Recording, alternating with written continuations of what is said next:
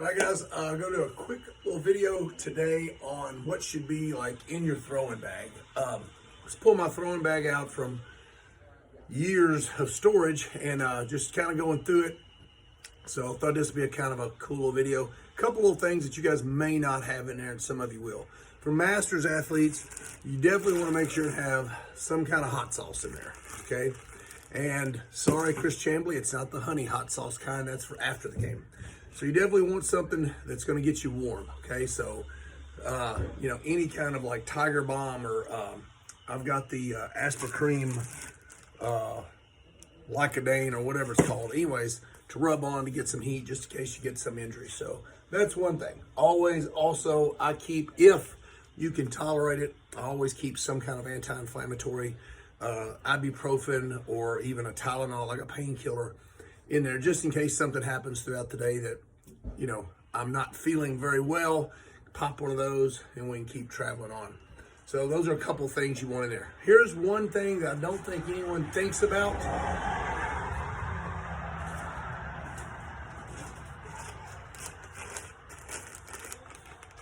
Shoelaces for your hammer boots. So if you've ever been in a really heated comp and you're like, oh, hammer's next, this is my event, pop, and you break your shoestring.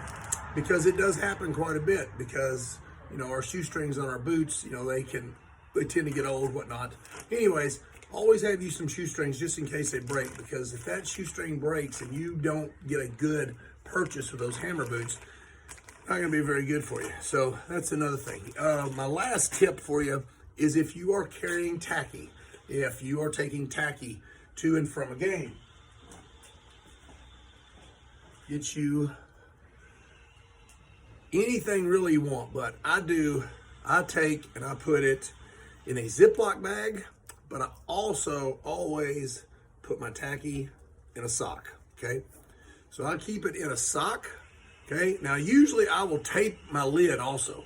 So after I've used it, I'll screw it back on. I'll tape the lid on because I've had so many of these spill out. So even if it's in a Ziploc bag and it spills out, it becomes a disaster to try and deal with. So keep it in a sock, and then it spills out in this, we're okay. We can transfer it over and be fine. But definitely I put this, my tacky, in the sock. It's taped, and then I put it in a Ziploc bag also. So hope a couple of those tips help you guys for your gym bag, or your Highland game throwing bag.